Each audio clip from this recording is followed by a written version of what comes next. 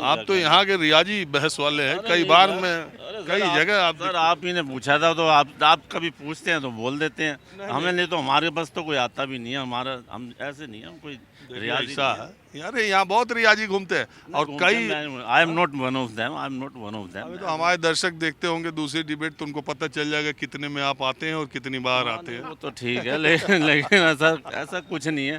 देखो हम तो आप लोग छुपने वाली हम चीज तो करेंगे। देखो आप लोग पत्रकार होते हैं ना, आप लोगों से सीखते हैं आधी से ज़्यादा चीज़ें। नहीं, हम तो ये सोचते हैं कि हम तो दिल्ली बहुत कम रहते हैं, कभी कभी कनॉट प्लेस और इधर उधर आते हैं लोगों की राय मशवरा लेने, जब दिल्ली में रहते हैं तो ये इलाके में लोग मिल जाते हैं। लेकिन मैं ये सोचता हूँ कि जब तक पत्रकार यहाँ शो करने आते हैं उससे पहले ही 10-20-50 लोग तैयार होकर यहाँ पहले पहुँच जाते हैं। हाँ ये तो है, कई लोग पहले बड़े होमवर्क करके पहुँचे होते हैं घर में, मतलब होमवर्क करके घर से ना फिर यहाँ पहुँचे होते हैं, वो पता नहीं उनके अंदर क्या होता है, कुछ एक अर्ज सी होती है कोई आए और बोलूं। क्या है विचार आपका 2024 का? मैंने सिर्फ एक सवाल पे लोगों की राय लेना है कि 2000 आज के जो 3 चुनावी नतीजे आए हैं, ये 2024 के ट्रेलर हैं क्या?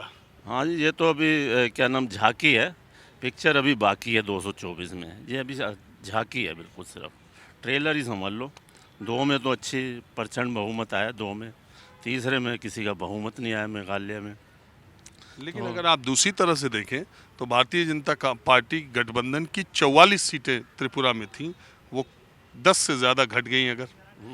अगर आप देखें मेघालय में उसको अपनी सीटों का बहुत फ़ायदा होता, अभी तक जब मैं बात कर रहा हूँ नहीं मिल रहा, वो किसी दूसरे पर सवार हो रही। और इसी तरह से नागालैंड में भी वो दूसरी बड़ी पार्टी के तौर पे है। नॉर्थ ईस्ट के नतीजों को भारत की राजनीति का नहीं माना जा सकता, क्योंकि दिल्ली में जिसकी सरकार रहती है आमतौर पर नॉर्थ ईस्ट के त्रिपुरा को छोड़कर बाकी स्टेट्स में उसी की सरकार रही है हमेशा। ये तो बात ठीक है। नॉर्थ के अंदर जो है ना बेसिकली नॉर्थ ईस्ट जो होता है उस नहीं माना जाता, लेकिन नॉर्थ जो है ना यूपी वगैरह ले लो, राजस्थान ले लो, इधर की क्योंकि देश के आम लोगों को भी देखिए, देश के आम लोगों को भी नॉर्थ ईस्ट के स्टेट्स में यहाँ के चुनाव में बहुत ज़्यादा इंटरेस्ट नहीं रहता। अगर मैं लोगों से 7 स्टेट्स के नाम पूछ दूँ तो बताना मुश्किल हो जाएगा। हाँ ये तो बात ठीक है, मेरा भी इतना इंटरेस्ट नहीं है नॉर्थ ईस्ट में, लेकिन ये है अभी जैसे राजस्थान के चुनाव होते हैं और यूपी के होते हैं, इस तरह के। तो भी तो आप ट्रेलर बता रहे हो, ट्रेलर भाई देखो ट्रेलर तो मतलब ऐसा है कि अब हम देखो प्रिज्यूम कर रहे हैं, हमारा तो देखो प्रेजम्पशन है कि हो जाना चाहिए, मतलब ऐसा आगे जो सीटें जो है ना मेरे हिसाब से 24 के अंदर जो है ना प्रचंड बहुमत लेके आएगी। पहले 303 सीटें थी शायद इनकी एनडीए की, अब मुझे लगता है कि शायद 350 पौने 400 पार कर जाएगी मेरा। नहीं, आपका हिसाब सही है। और आप कहाँ से हैं? मुरादाबाद। मुरादाबाद, चलिए इधर मुरादाबाद के सांसद जो है डॉक्टर साहब, वो बहुत चर्चा में रहते हैं अपने बयानों से। कौन से डॉक्टर साहब? डॉक्टर एसटीएसन? सांसद तो वही है। जी सांसद हैं वो, गठबंधन से बने थे एसटीएसन साहब। एसटीएसन जी आजम खान साहब के करीबी हैं।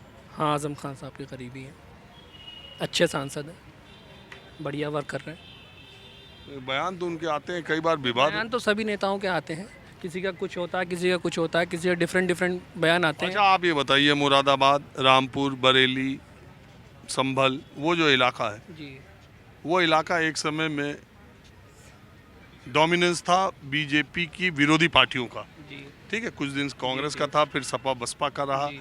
लेकिन अब धीरे धीरे उस पूरे इलाके में भारतीय जनता पार्टी अपने पांव पसार रही है, जिसको कि मैं दूसरी बात ये कहूँ कि मुस्लिम डोमिनेशन वाला जो क्षेत्र है उसमें अब धीरे धीरे बीजेपी ने हर तरफ। नहीं, ऐसा नहीं है, धीरे धीरे तो सभी पार्टियां आ रही हैं, मगर जो डोमिनेंस किया है वो बीजेपी ने किया है। मगर इस वक्त का जो माहौल है वो बीजेपी के जो इन्होंने लाइनों में हमें लगाना स्टार्ट किया ना, एक मुद्दत से, जब से नोटबंदी हुई है, जीएसटी हुई है, डिफरेंट इन्होंने कानून लागू किए हैं, तो उससे पब्लिक तो परेशानी तो हुई है। उसके बाद तो कई चुनाव हो लिए, उसके बाद चुनाव हुए हैं और मेजोरिटी में भी आई है, मगर कोई चेंज तो आएगा, चेंज ज़रूरी भी है, चेंज आना चाहिए।